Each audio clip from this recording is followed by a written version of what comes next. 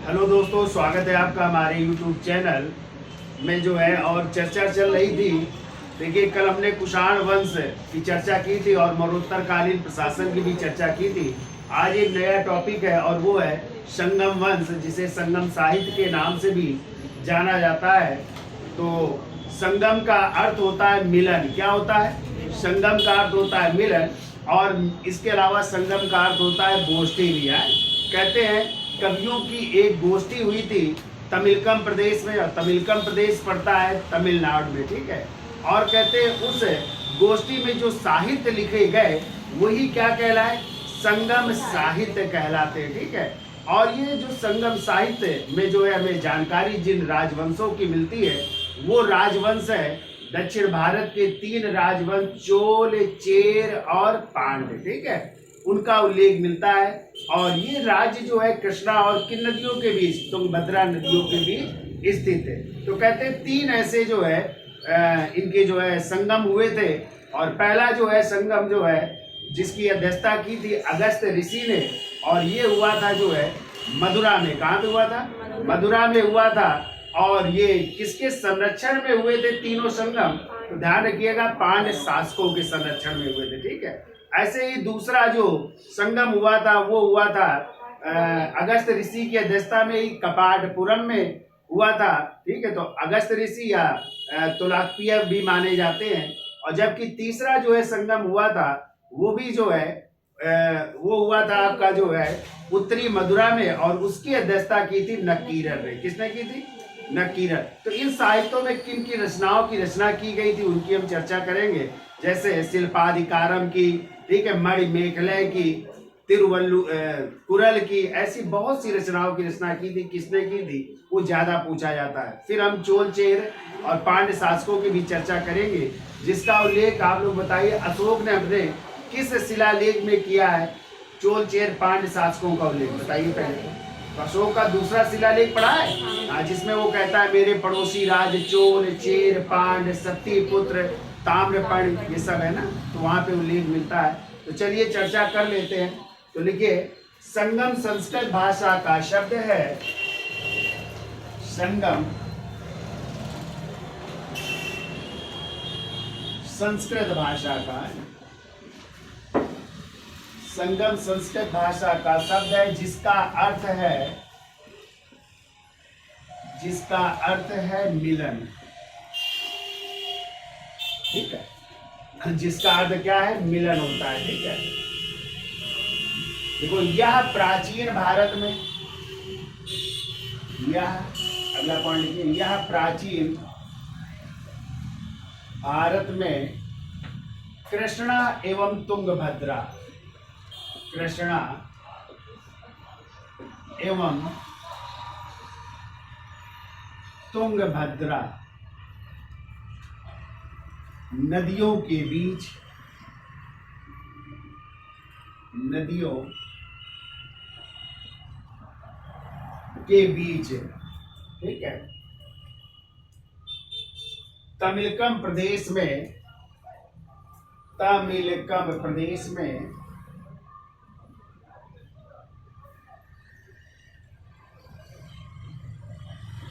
तमिलकम प्रदेश में लिखा गया साहित्य, लिखा गया साहित्य संगम साहित्य कहलाता है, ठीक है। लिखा गया साहित्य संगम साहित्य कहलाता है, ठीक है, संगम साहित्य कहलाता है। या तमिल कवियों का जो है ये दोनों का मिलन भी था। तो तमिलकम प्रदेश में लिखा गया साहित्य संगम साहित्य कहलाता है, ठीक है। और संगम का तात्पर्य लिख लो, गोष्ठी से भी होता है, क्योंकि संगम का तात्पर्य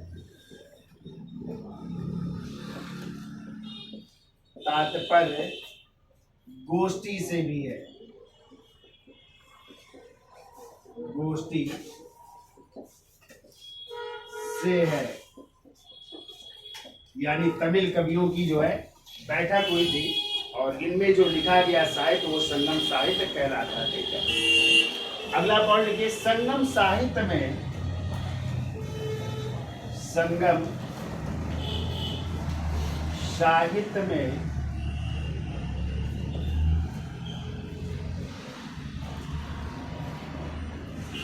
महत्वपूर्ण राज्य, महत्वपूर्ण राज्य, और वो अपने आप को बताया थे कौन से राज्यों का उल्लेख है, चोल, चेर, पांड्य। चोल, कामाचेर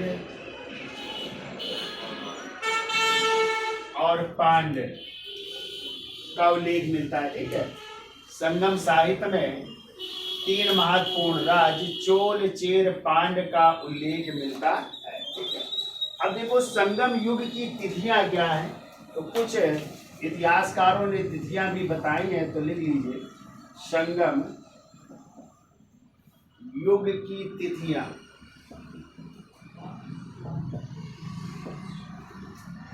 तो एक तरफ लिख लीजिए इतिहासकार, दूसरी तरफ लिख लीजिए तिथि है, इतिहासकार, और उन्होंने इनकी तिथियां क्या निर्धारित की हैं उनको भी लिख लीजिएगा। तो पहला लिखिए, श्रीनिवास अयंगर महोदय ने, श्रीनिवास अयंगर, और इन्होंने कहा है कि ये जो संगम साहित्य लिखे गए, ये लिखे गए 500 ईसा पूर्व से लेकर के 500 ईस्वी तक, लगभग 1000 साल के बीच में लिखे गए। ऐसे नीलकंठ शास्त्री ने माना है, जिन्होंने दक्षिण भारत का इतिहास भी लिखा है, नीलकंठ शास्त्री ने, नीलकंठ शास्त्री जी ने माना है 500 ईसा पूर्व से लेकर के 300 ईस्वी तक, कहते हैं ये साहित्य लिखे गए। ऐसे राम शरण शर्मा जी, राम शरण शर्मा जी, इन्होंने टाइम निर्धारित किया है 300 ईस्वी से लेकर के 600 ईस्वी तक। ठीक है, ऐसे एन सुब्रमण्यम अय्यर ने, एन सुब्रमण्यम अय्यर, इन्होंने 300 ईसा पूर्व से लेकर के 300 ईस्वी तक जो है इसका निर्धारण किया। ठीक है, तो अलग अलग इतिहासकारों ने अलग अलग जो है इसकी तिथियां निर्धारित की हैं। फिर इसके बाद जो है अगला पॉइंट लिखना है, पांड्य शासकों के संरक्षण में। ठीक है, यहीं पे हम बना देते हैं, पांड्य शासकों के संरक्षण में, संरक्षण में 3 संगम हुए, 3 संगम हुए। और वो 3 संगम कब कब हो रहे हैं, तो आप लोग इसमें कॉलम बनाइए। एक में लिखो संगम, दूसरे कॉलम में लिखिए अध्यक्ष, किसने अध्यक्षता की थी, तीसरे कॉलम में लिखिए किसने संरक्षण दिया था, यानी किसके संरक्षण में ये संगम हुए थे, और चौथे में लिख लो स्थान, कहाँ पे ये हुए थे। ठीक है, स्थान लिखिए। ठीक है, तो देखिए संगम में लिखिए प्रथम संगम, और प्रथम संगम की अध्यक्षता की थी, जो हमने बताया अगस्त ऋषि ने की थी, अगस्त ऋषि ने की थी। और यदि संरक्षण की बात की जाए तो हमने बताया तीनों जो है संगम जो है पांड्य शासकों के संरक्षण में हुए थे। यहाँ पे लिख लीजिएगा, पांड्य शासकों के संरक्षण में हुए। कहाँ पे हुए, तो मदुरा या मदुरई भी कह सकते हैं, मदुरई या मदुरई। बताइए, अच्छा मदुरई में पूछा जाता है किसका एक मंदिर है जो बहुत प्रसिद्ध है, मीनाक्षी देवी का मंदिर बहुत पूछा जाता है, कहाँ पे है, मदुरई में है, ठीक है, वो भी याद रखिएगा। फिर देखिए दूसरा संगम लिखिए, द्वितीय संगम, तो हमने अध्यक्ष बताया अगस्त ऋषि, और दूसरे एक और अध्यक्ष मिलते हैं इसमें, और वो है तोलाकपियर है, तोलाकपियर।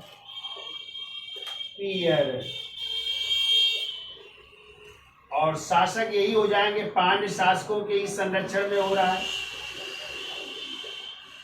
पांड्य शासक इस संरक्षण कर रहे हैं। और ये कहाँ पे हुआ, तो इसमें हो जाएगा कपाटपुरम है, कपाटपुरम में हुआ था।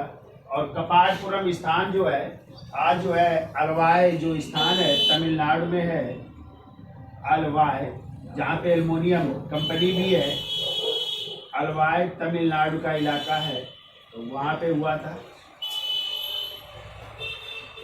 फिर आइए तीसरा संगम किसकी अध्यक्षता में हुआ, तो तीसरा संगम इसकी अध्यक्षता कर रहे नकीरर, नकीरर, ठीक है। संरक्षण कौन है, तो पांड्य शासकों ने इस संरक्षण किया था, पांड्य शासकों की इस संरक्षण में हो रहा है। और स्थान पूछा जाए तो ये भी हो रहा है मदुरा में ही, लेकिन उत्तरी मदुरा कर लीजिएगा, ठीक है, उत्तरी मदुरा में जो है ये संगम हो रहा है। तो इस तरह ये 3 संगम हुए। प्रथम संगम जिसके अध्यक्ष अगस्त ऋषि थे, संरक्षण पूछा जाए पांड्य शासकों के संरक्षण में, स्थान पूछा जाए मदुरा या मदुरई में हुआ था। दूसरा संगम जो है अगस्त ऋषि या तोलाकपियर भी मिल जाते हैं, संरक्षण पांड्य शासक ही थे, स्थान याद रखिएगा कपाटपुरम या अलवाय तमिलनाडु जो स्थान पड़ता है वहां पे हुआ था।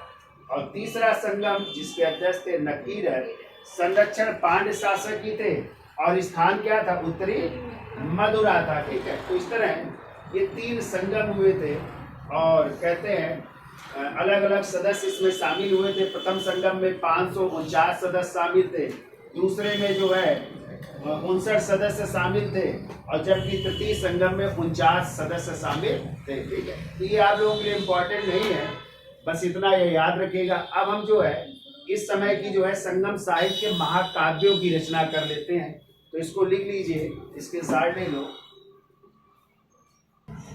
तो देखिए संगम साहित्य के महाकाव्यों की चर्चा कर ली जाए तो पहला महाकाव्य लिखिए शिल्पाधिकारम है, शिल्पाधिकारम।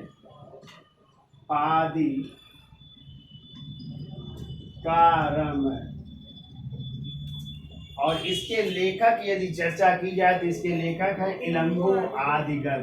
तो लेखक कौन है, इलंगो आदिगल इसके लेखक है, ठीक है। जो चेर शासक सेनगुट्टवन के भाई थे, चेर शासक सेनगुट्टवन के भाई थे, ये सेनगुट्टवन के भाई थे, ठीक है। इन्होंने रचना की। अब इसमें जो है इसका अर्थ होता है शिल्पाधिकारम का रत्नों से जुड़ा हुआ पाजेब है, इसका अर्थ लिख लो, अर्थ है रत्नों से जुड़ा हुआ पाजेब, जुड़ा हुआ पाजेब। और पाजेब किसे कहते हैं, पायल को, ठीक है, पायल को कहते हैं। यानी ये रत्नों से जुड़ा हुआ पाजेब शिल्पाधिकारम का अर्थ होता है। और इसमें कहानी है नूपुर की कहानी, या फिर इसी को कह सकते हैं नूपुर की कहानी, ठीक है, नूपुर की कहानी है इसमें। तो क्या कहानी है, थोड़ी सी हम जानकारी दे देते हैं, ठीक है। तो कहते हैं इसमें जो है एक व्यापारी के पुत्र थे कोवलन। कौन थे, कोवलन। और एक व्यापारी की पुत्री थी कर्णगी। कौन थी, कर्णगी। तो कहते हैं कोवलन और कर्णगी की जो है, जो कर्णगी पत्नी थी इनकी, उनकी कहानी का उल्लेख है। लेकिन बीच में एक और नायिका आ गई और वो थी माधवी नामक वेश्या। कहते हैं कोवलन का जो है झुकाव हो जाता है किस माधवी नामक वेश्या के साथ। तो ये पूरी कहानी जो है इसमें प्रदर्शित की गई या घटनाएं मिलती हैं। और इसे तमिल काव्य का जो है इलियड कहते हैं। क्या कहते हैं? आप लोगों ने रचनाएं पढ़ी है? इलियड और ओडिसी किसकी रचना है? दोनों होमर की रचना है ना, इलियड और ओडिसी। तो कभी आ जाए कि तमिल साहित्य की इलियड किसे कहा जाता है, तो शिल्पादि कारम को कहते हैं। तो किसकी कहानी है? तो लिख लो इसमें। देखो इस ग्रंथ की कविताएं तमिलनाडु की कविताओं की धड़कने हैं। देखो इस ग्रंथ की कविताएं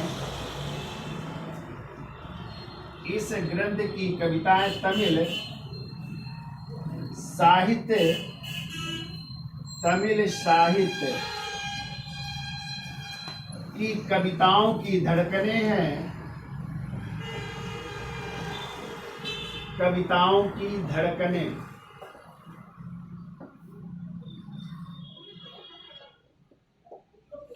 की धड़कने हैं। इसमें लिख लो, इसमें वणिक पुत्र,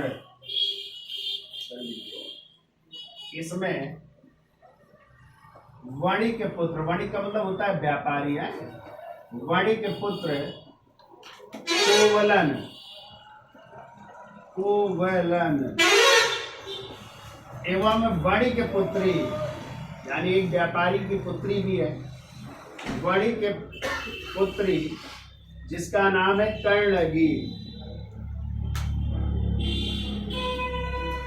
वणिक पुत्री कर्णगी की कथा है। वणिक पुत्री कर्णगी की कथा है।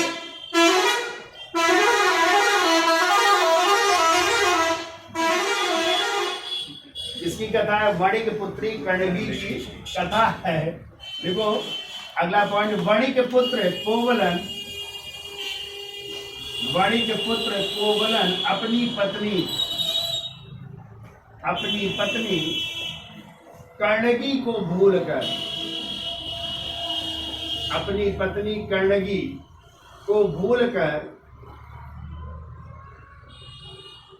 पत्नी कर्णगी को भूलकर, माधवी नामक वेश्या से प्रेम करता है। माधवी नामक वेश्या होती है। माधवी नामक वेश्या से प्रेम करता है।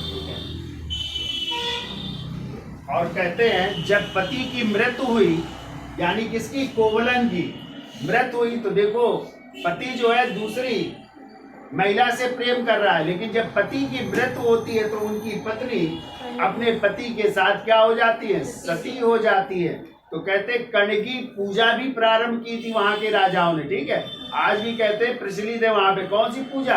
कर्णगी की। एक महिला जो है जिसके पति ने उसका साथ छोड़ दिया, फिर भी जो है वो अपने पति की मृत्यु पर क्या हो रही है? सती। तो कर्णगी पूजा भी प्रारंभ हुई थी। ठीक है, तो लिख लो दक्षिण भारत में कर्णगी पूजा,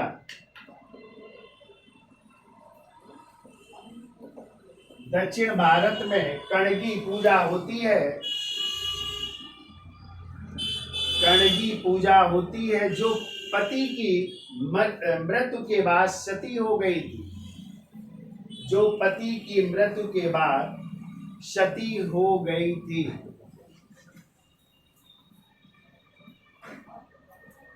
जो पति की मृत्यु के बाद सती हो गई थी। देखो अगला पॉइंट, इस ग्रंथ को या शिल्पाधिकारम को, इस ग्रंथ को तमिल साहित्य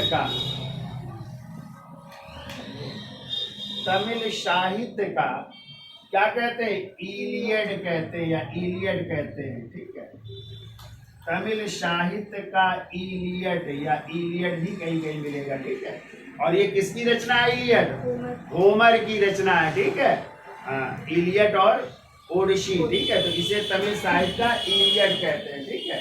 अब देखिए दूसरी रचना है, वो लिखिए मणिमेखलय। मणिमेखलय,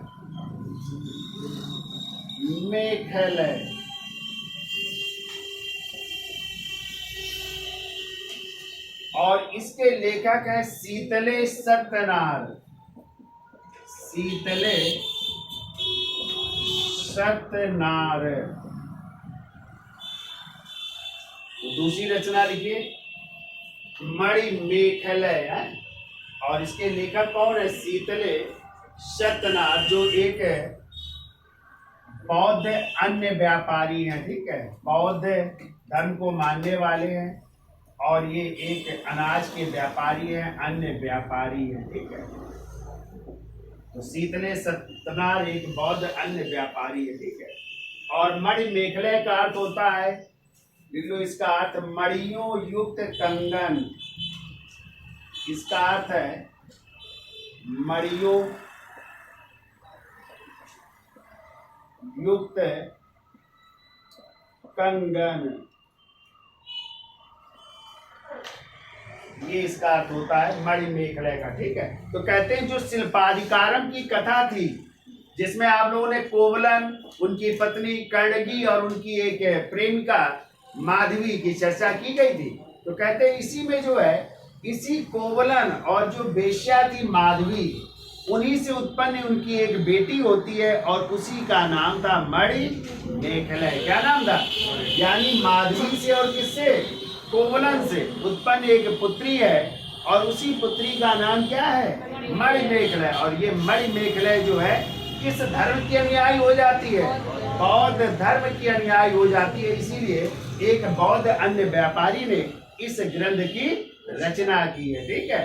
तो किसके आगे कहानी है? कभी क्वेश्चन आ जाए कि मणिमेखलय में किस ग्रंथ के आगे की कहानी है, तो शिल्पाधिकारम की। और किसकी कहानी है? कोवलन और माधवी की पुत्री, जो एक वेश्या थी माधवी, और उसका नाम क्या है? मणिमेखलय। तो लिखो, देखिए इसमें शिल्पाधिकारम के आगे की कथा है।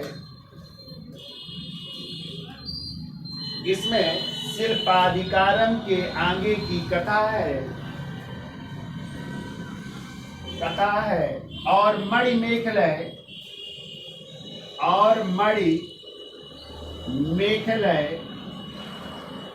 कोवलन और माधवी की पुत्री है। कोवलन और माधवी की पुत्री है, जो बाद में बौद्ध भिक्षुणी हो गई। जो बाद में क्या हो रही है? बौद्ध भिक्षुणी हो रही है, ठीक है। जो बाद में बौद्ध भिक्षुणी हो गई, जो बाद में बौद्ध भिक्षुणी हो गई, ठीक है। देखो इसमें कपालिक शैव सन्यासियों की चर्चा की गई है। इसमें कपालिक शैव सन्यासियों की चर्चा की गई है। तो हमें बताइए कपालिक संप्रदाय के संस्थापक कौन थे, या कपालिकों के इष्ट देव कौन थे? शिव, भैरव, ठीक है। और भैरव को भी शिव का अवतार माना जाता है, ठीक है। तो कपालिकों के इष्ट देव कौन थे? भैरव थे, ठीक है। जैसे आप लोगों ने पाशुपत संप्रदाय पढ़ा है, और तो पाशुपत संप्रदाय के संस्थापक माने जाते हैं लकुलिश। कौन माने जाते हैं? हाँ, तो लिख लो, इसमें कपालिक शैव सन्यासियों का उल्लेख है।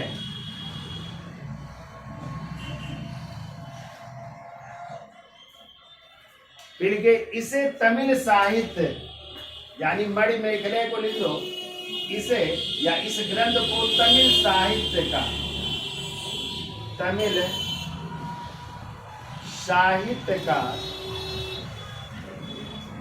क्या कहा जाता है? ओडिसी कहा जाता है। तमिल साहित्य का ओडिसी कहा जाता है। तो शिल्पाधिकारम को इलियड कहते हैं, और इसे जो है ओडिसी कहते हैं। तो इलियड या इलियड भी कहीं कहीं मिलेगा, ठीक है। दोनों सही है। तमिल साहित्य का इलियड कहते हैं, ठीक है। तो बताइए जो है द्वितीय अशोक किसे कहा जाता है? कनिष्क को। कुछ लोगों ने कल कमेंट किया है कि सर कहाँ मिल गया है कि जो है कनिष्क को द्वितीय अशोक कहा जाता है, ठीक है। तो किताबों में है, कई बार क्वेश्चन आ चुका है, तो जिन लोगों को नहीं पता है वो लोग बता देते हैं कि ये सही है कि कनिष्क को द्वितीय अशोक कहा जाता है, और बहुत सारी किताबों में है, ठीक है, एक ही किताब में नहीं है। और यदि कनिष्क हमने कल भी बताया था, कनिष्क का आंसर ना हो तो फिर दूसरा आंसर हो जाएगा हर्षवर्धन हो जाएंगे, ठीक है, जिन्हें द्वितीय अशोक के नाम से जाना जाता है, ठीक है।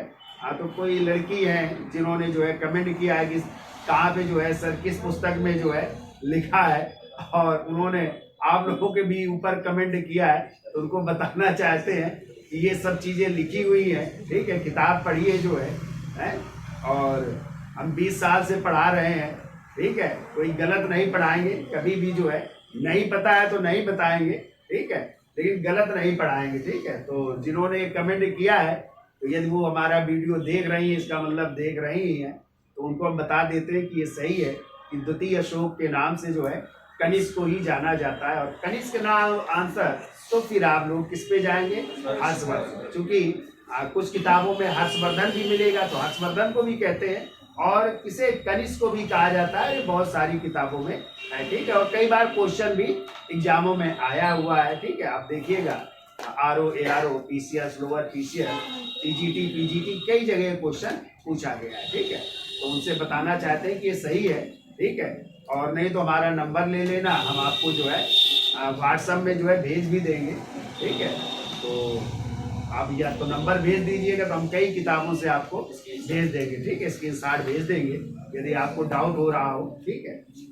अब यदि बुक्स भी बता देते हैं तो आप लोग कहते हो कि लगता है उसी बुक से पढ़ा रहे, तो देखिए जो भी किताबें अच्छी होती है तो उनसे पढ़ाना अच्छी बात होती, कोई गलत होता है क्या भाई? जो किताबें अच्छी है तो किताबों से ही तो पढ़ाया जाएगा, ठीक है। क्या जो है अरिहंत लूसेंट से पढ़ाए वन लाइनर है, तो वन लाइनर का जमाना नहीं है। आप लोगों ने जो है पेट देख रखा है, किस लेवल में आया है पेट, ठीक है। हर एग्जाम बिहार के आप लोगों ने देखे हैं, बिहार एग्जाम जो हुए हैं जितने भी हुए सब अच्छे लेवल में आए, तो उम्मीद है जितने भी एग्जाम होंगे फिर RO ARO और सिविल में इस लेवल में पूछा जाता है, तो आपको उस लेवल में पढ़ना पड़ेगा, ठीक है। तो जिन्होंने भी ये क्वेश्चन किया है कि कहाँ मिला है, तो उनको जो है हम अपने जो है इस वीडियो के माध्यम से बताना चाहते हैं कि नंबर भेज दें, उनको हम जो है स्क्रीनशॉट और सब चीज़ भेज देंगे, लेकिन किताब का हम नाम नहीं बताएंगे, ठीक है, कि किस किताब में है, ठीक। चलिए, तो आगे अगली किताब लिखिए, और उसका नाम है किताब का जीवक चिंतामणि। तो तीसरी किताब लिखिए जीवक चिंतामणि।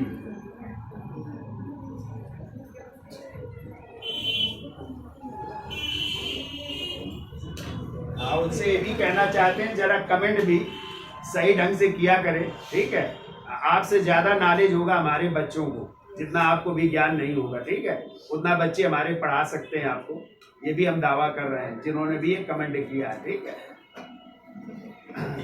तो जीवक चिंतामणि जिसके लेखक है, कौन है लेखक इसके? तिरुवक्केदेवर, एक जैन ऋषि हैं, देखो जैन ऋषि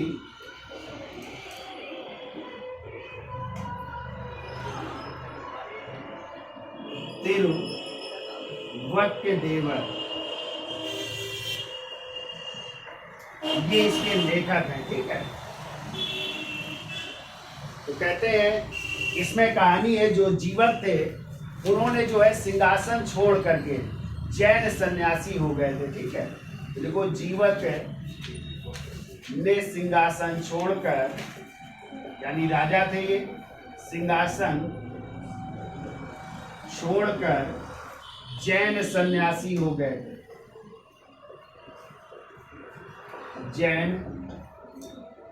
सन्यासी हो गए थे, ठीक है।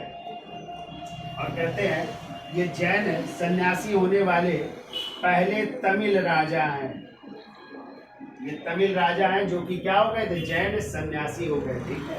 और इसी में जो है 8 प्रकार के विवाहों का भी उल्लेख है, लिख लेना, इसमें 8 प्रकार के विवाह का भी उल्लेख है। तो आप लोगों ने प्राचीन काल में 8 प्रकार के विवाह पढ़े हैं ना? हाँ, तो दैव विवाह, ब्रह्म विवाह, आर्ष विवाह, प्रजापत्य विवाह, गंधर्व विवाह, आसुर विवाह, राक्षस विवाह और पैशाच विवाह। तो ये 8 प्रकार के होते थे। 4 प्रशंसनीय थे और 4 निंदनीय थे।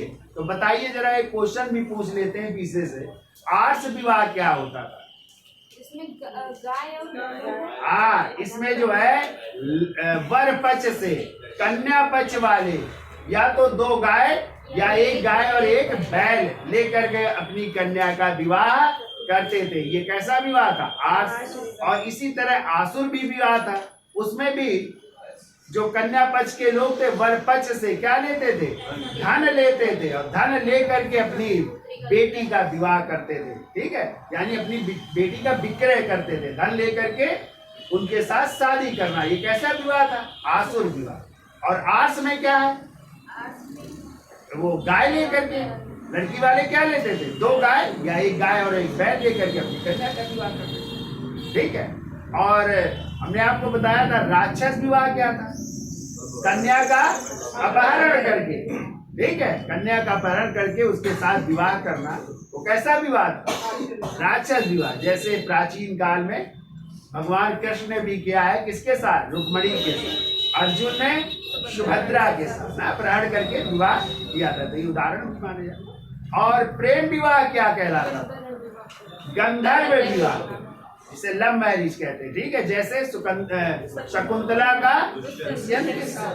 ठीक है, तो इसमें भी 8 प्रकार के विवाहों का उल्लेख किया गया है। तो इसका स्क्रीनशॉट ले लीजिए, आगे रचना कर रहे हैं। देखिए, चौथा ग्रंथ है कुरल, और कुरल के लेखक है तिरुवल्लुवर। कौन है? तिरुवल्लुवर। लिखिए, यह लघु उपदेशात्मक कविताओं का ग्रंथ है। ठीक है, लघु उपदेशात्मक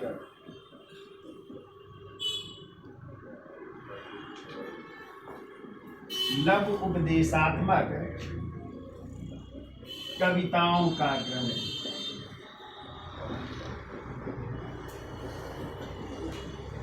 कविताओं का ग्रंथ है। ठीक है, और इसमें जो है देखिए, तिरुवल्लुवर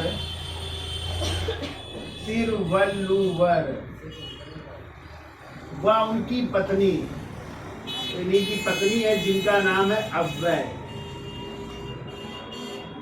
तिरुवल्लुवर व पत्नी अव्वय की कहानियां हैं। ठीक है, अव्वय की कहानियां इसमें मिलती हैं। तो तिरुवल्लुवर व उनकी पत्नी अव्वय की कहानियां हैं। देखो, इस ग्रंथ की रचना तिरुवल्लुवर ने, अगला पॉइंट लिख लो, इस ग्रंथ की रचना तिरुवल्लुवर ने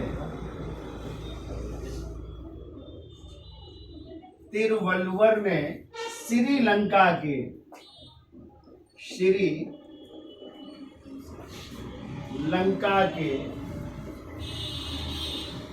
राजा इलल के पुत्र, श्रीलंका के राजा थे जिनका नाम था इलल के पुत्र, श्रीलंका के राजा इलल के पुत्र को शिक्षित करने के लिए किया था। को शिक्षित करने के लिए, शिक्षित करने के लिए किया था। क्या लिखा है? इस ग्रंथ की रचना तिरुवल्लुवर ने श्रीलंका के राजा इलल के पुत्र को शिक्षित करने के लिए किया था। ठीक है, अगला पॉइंट लिखो, कुरल को तमिल साहित्य का आधार ग्रंथ। तो कुरल को जो है लिखिए तमिल साहित्य का आधार ग्रंथ भी कहते हैं। आधार ग्रंथ कामा इसे पंचम वेद भी कहा गया है, बाइबिल भी कहा गया है। पंचम वेद एवं बाइबिल भी कहा जाता है। पंचम वेद एवं बाइबिल भी कहा जाता है, क्योंकि इसकी गणना साहित्य के त्रिवर्ग में की गई है। ठीक है, इसकी गणना साहित्य के त्रिवर्ग, और साहित्य के त्रिवर्ग में आते हैं काम, दूसरा है अर्थ, धर्म, अर्थ और काम है। धर्म, दूसरा है अर्थ और तीसरा है काम। तो ये त्रिवर्ग में आते हैं। तो धर्म को जो है तमिल भाषा में कहा गया है अरम, आरम। अर्थ को कहा गया है पोरुल, और काम को कहा गया है इनबम,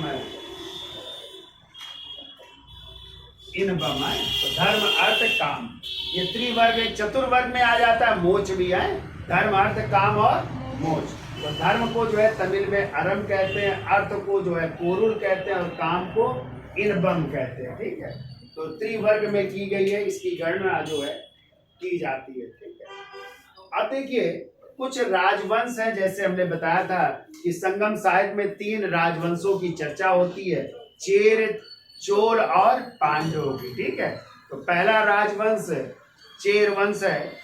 तो कहिए तो चलिए जो है आज इतना रखते हैं। ठीक है, फिर अगले 3 राजवंशों की हम चर्चा जो है नेक्स्ट उसमें कर लेते हैं। तो थोड़े थोड़े हैं, मेन याद रखिएगा। तो पूछ लिया जाता है कि चेर जो राज्य था उसका जो है राजधानी क्या थी, और उसका जो है प्रतीक चिन्ह बहुत पूछे जाते हैं कि चेरों का प्रतीक चिन्ह क्या था, चोलों का प्रतीक चिन्ह क्या था, पांड्यों का प्रतीक चिन्ह क्या था, राजधानी क्या थी। जैसे आप लोग पढ़ोगे जो है कि पांड्य शासकों की एक स्थान था जिसकी राजधानी थी कालची, और कालची जो है मोतियों के लिए प्रसिद्ध थी। बहुत बार क्वेश्चन आया है, ठीक है, कि कोरकई या कालची किस लिए प्रसिद्ध थी। तो यहाँ से मोती निकाले जाते थे, तो मोतियों के लिए प्रसिद्ध कई बार क्वेश्चन आया। तो इसलिए ये कुछ क्वेश्चन अच्छे हैं जो पूछे गए हैं, तो उनकी हम चर्चा कर लेंगे। ठीक है, तो वीडियो अच्छा लगा हो तो लाइक करिए, शेयर करिए और देखते भी रहिए। धन्यवाद।